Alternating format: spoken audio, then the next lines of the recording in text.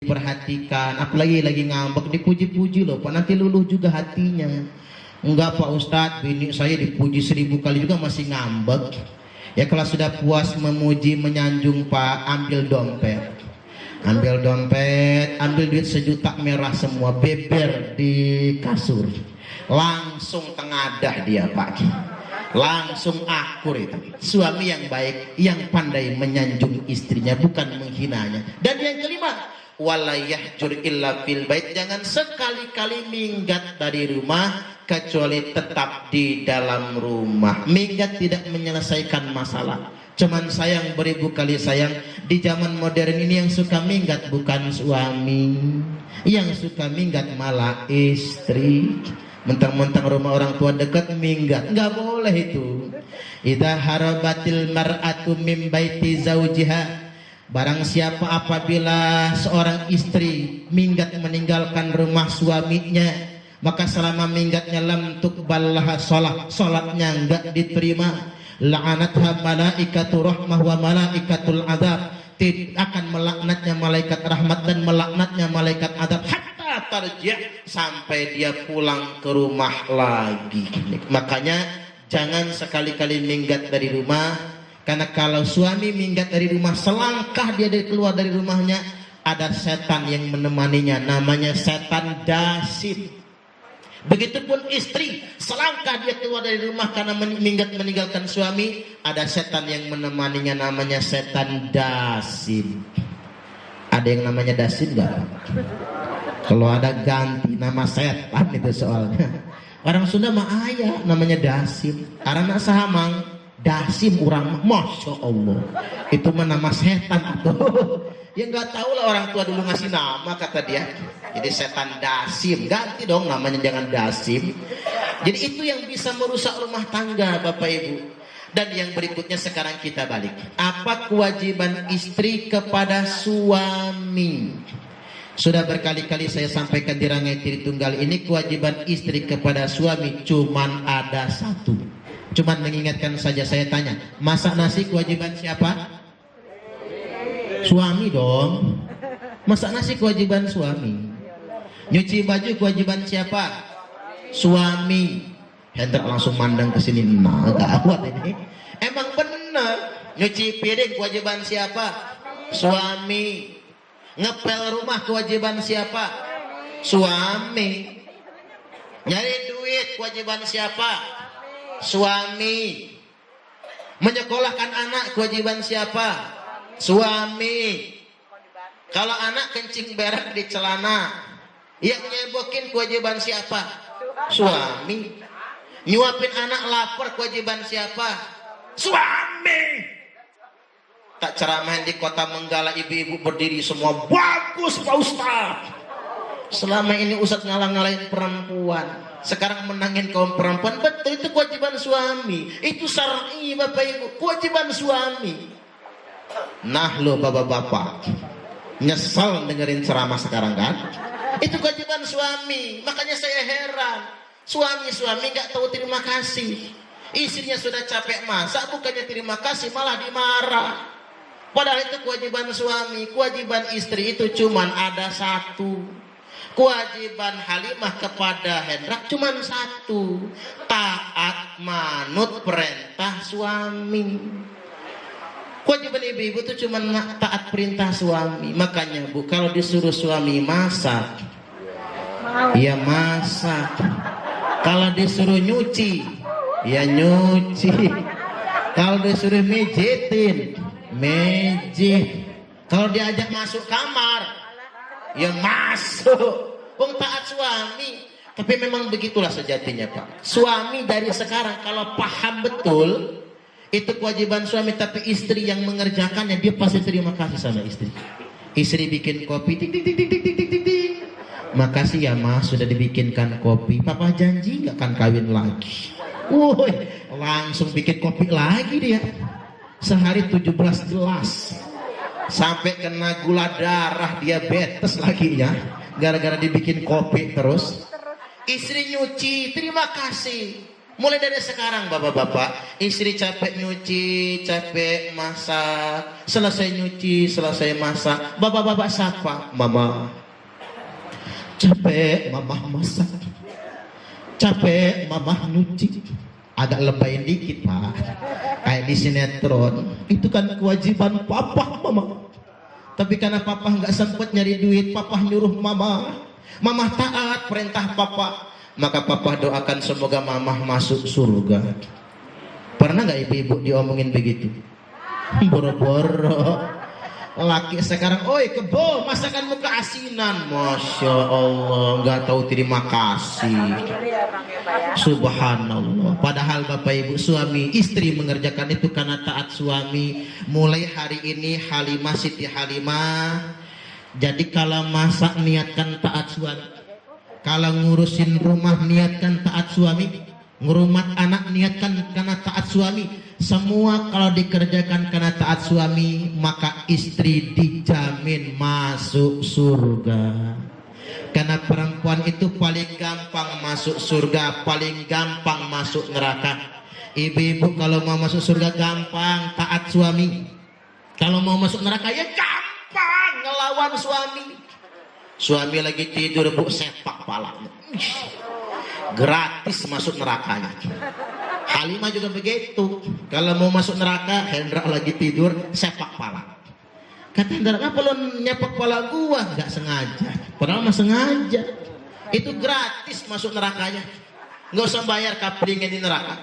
Uang perempuan itu bapak ibu, sholat 5 waktu rajin, puasa Ramadannya tamat, hutang puasanya dibayar, sedekahnya rajin, pengajian tiap hari, hatam Quran seminggu sekali, naik haji 5 tahun sekali, umroh pun seminggu 5 kali.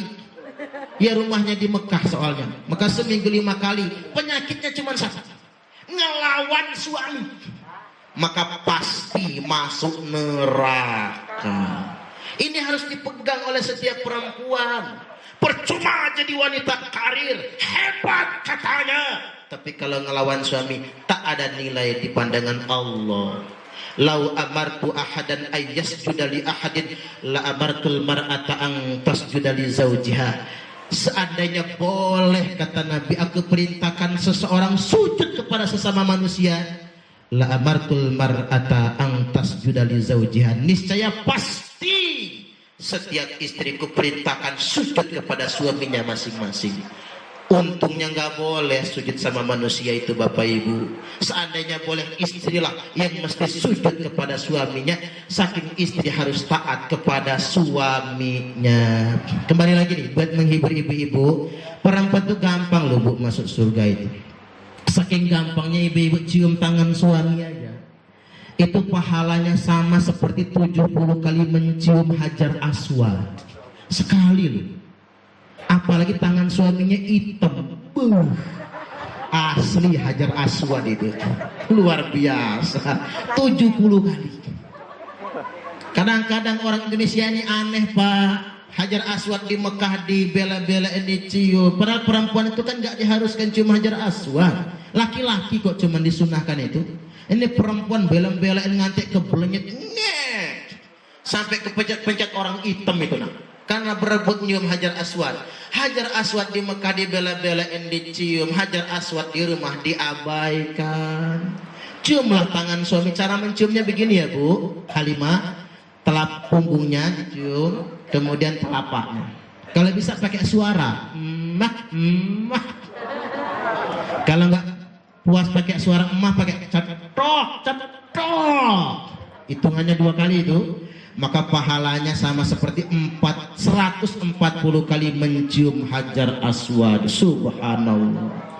Ibu-ibu nyuci baju, satu baju suami yang dicuci, itulah bedanya gadis sama istri. Kalau istri nyuci baju pahalanya biasa, tapi kalau mencuci baju suami, bagi seorang istri, dari satu bajunya Allah hitung 1000 pahala dan Allah cabut 2000 dosa.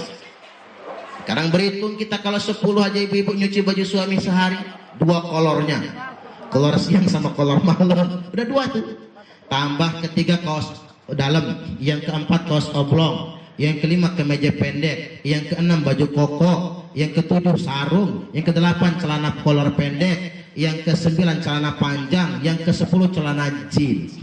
10 saja ibu-ibu nyuci baju suami per hari, ibu-ibu mendapatkan 10.000 pahala dan dicabut 20.000 dosa. Makanya Bu, kalau habis bikin dosa nyuci baju. Bajunya udah bersih semua Pak Ustadz, yang bersih cuci lagi. Tanya suaminya, Pak, kolornya mana? Ya gua pakai lah. Lepas Pak. Kirain lakinya mau ngajak kemana? Ternyata mau dicuci, luar biasa pahalanya. Jadi sekali lagi, kewajiban seorang istri itu fokus taat kepada suami. Semua kalau diniatkan taat kepada suami, insya Allah istri akan masuk surga. Allahumma amin. Yang ketiga sekarang yang terakhir. Tapi sebelum yang terakhir kita minum dulu.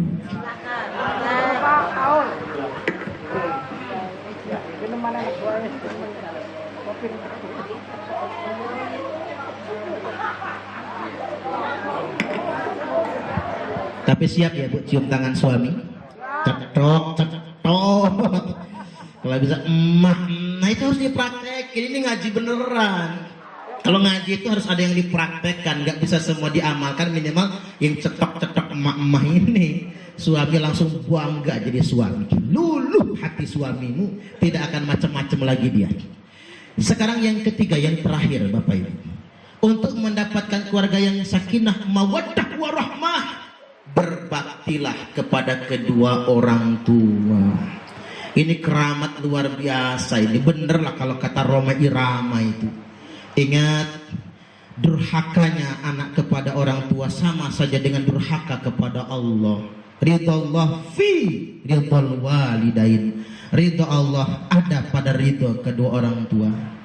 Murka Allah pun ada pada murka kedua orang tua. Jadi anak sekarang ini kalau dianggap matre ya matre lah. Apalagi pengantin baru, orang muda, pengen jadi orang kaya, pengen punya kendaraan kayak orang-orang. Tapi perlu diingat, kalau ingin kaya penglarisnya bukan di Gunung Kawi, keramatnya bukan di kubur, bukan di pohon beringin sajenan, bukan larungan di pinggir pantai. Keramat yang sesungguhnya adalah orang tua.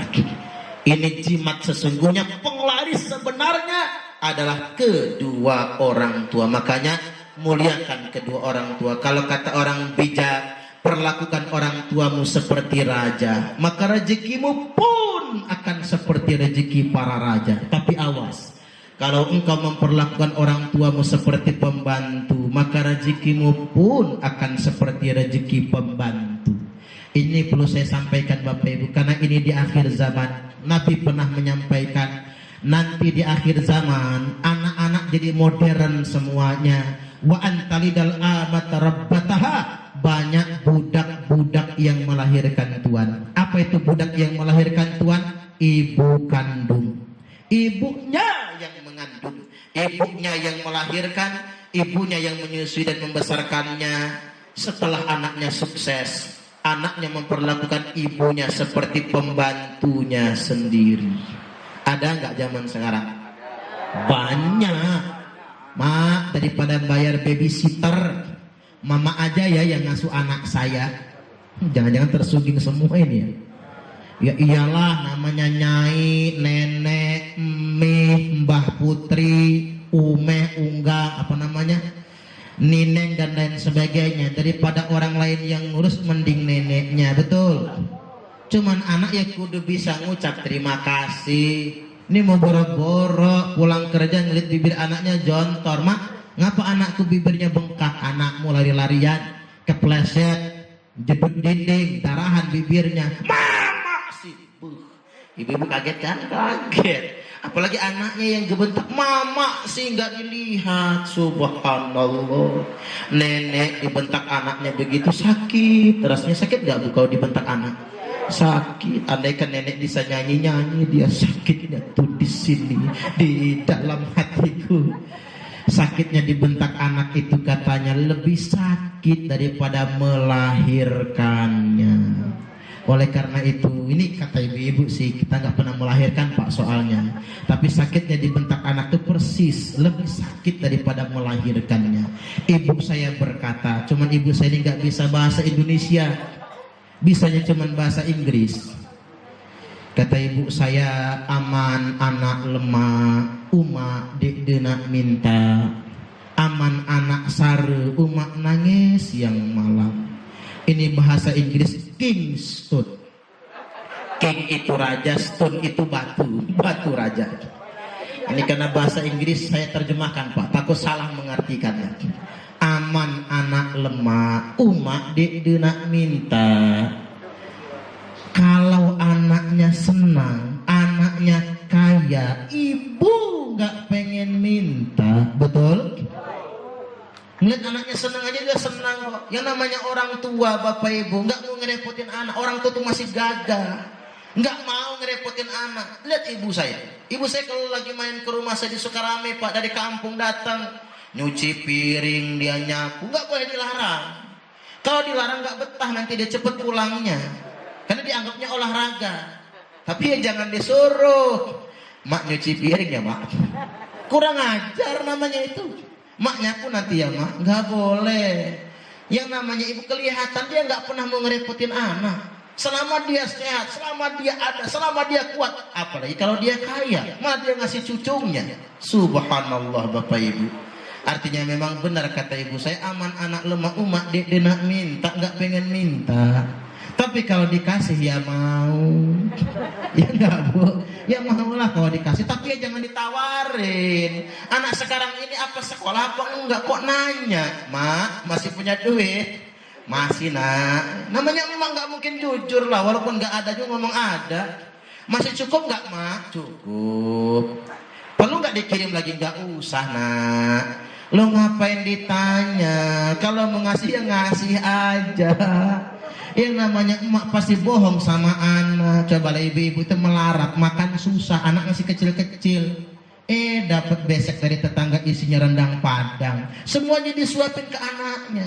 Anaknya kan nanya, mama nggak makan rendang? Enggak nak, mama nggak suka rendang. Wih, padahal kepengennya itu sambil nyuapin lendudak letuk.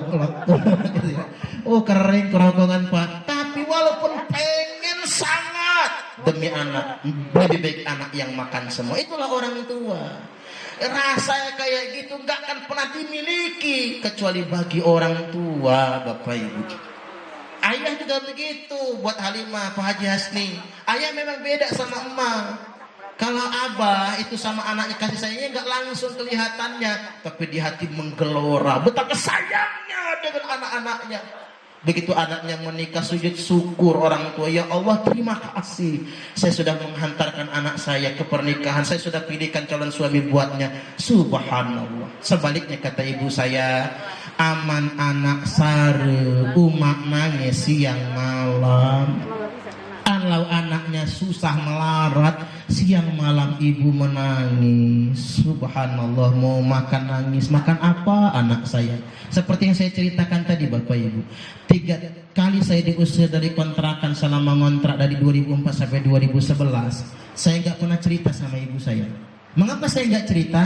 Saya yakin dia akan sangat sedih kalau saya ceritakan nantinya.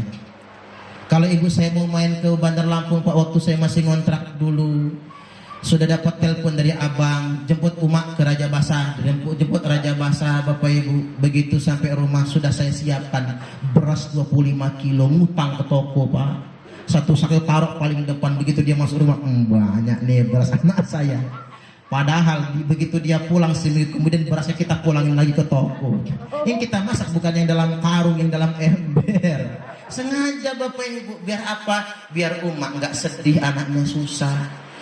Tahun 2011 saya nempatin rumah sendiri. Umak datang nangis meluk saya. Nak, sekarang kamu sudah punya rumah. Dulu kamu 3 kali diusir dari kontrakan. Nah tahu dia. Umak tahu dari mana? Dari mana? Ya, pokoknya umak tahu nak. Kamu nggak cerita juga, semua tahu. Hati ibu tidak pernah bisa dibohongi. Feeling kerasa kalau anaknya sedang sengsara. Kamu ngan ngutang bahaskan. Umak balik dengan balikkan lagi bahasnya. Ini menyemas, tahu semua dia, entah siapa yang cerita ya. Luar biasa itu perasaan seorang ibu. Makanya 2012 saya naik haji Pak, 6 bulan baru nempatin rumah naik haji. Senangnya bukan main ngadain walimatus safar, gembira bisa menjadi tamu Allah. Di sana baru seminggu sadar, ternyata saya yang naik haji ini bukan ibu, bukan umat. Alangkah merasa berdosanya, saya nangis ya Bapak Ibu. Pas wukuf di padang Arafah saya diminta untuk khutbah Arafah, nolak saya. Saya cuma bisa nangis. Cobalah Ustadz saja yang khutbah Arafah. Ya kalau begitu bismillah kata saya, tapi saya telepon ibu saya dulu. Minta maaf. Ngapa kata umat nangis? Minta maaf nian aku. Mestinya umat yang berangkat ke sini bukan saya. Dek ngapa itu rezekingan. Karena saya memang diongkosin orang Pak, bukan ongkos sendiri. Umat doakan mudah-mudahan umat bisa berangkat nantinya. Alhamdulillah kemarin di awal 2017 ibu saya sudah bisa berangkat ke Tanah Suci Bapak Ibu. Walaupun umroh ya belum haji, tapi sedang saya upayakan untuk berangkat haji plus. Mudah-mudahan rezekinya lancar. Allahumma amin, amin ya rabbal alamin. Tapi sekali lagi pesan buat Hendra sama Halimah, percaya dan yakinlah kalau kalian berdua memuliakan orang tua, yakin Allah akan berikan rezeki sebagaimana rezekinya para raja, dan tidak akan mati seorang anak yang durhaka kepada orang tuanya sebelum dia merasakan sakit yang dialami orang tuanya. Oleh karena itu, birru aba'akum tabirrukum abna'ukum, berbaktilah kepada orang tua kalian, niscaya pasti anak-anak kalian akan membalasnya berbakti kepada kalian juga. Demikian dari saya, mudah-mudahan ini semua bermanfaat. Kita tutup dengan berdoa, tapi saya kasih pantun dulu lah biar gak terlalu sedih ibu-ibunya. Kalau ada sumur di ladang, bolehlah kita menumpang mandi. Kalau ceramah saya dirasa kurang panjang, silahkan mengundang lagi. Siap kok datang. Baik, saya tutup doa dulu.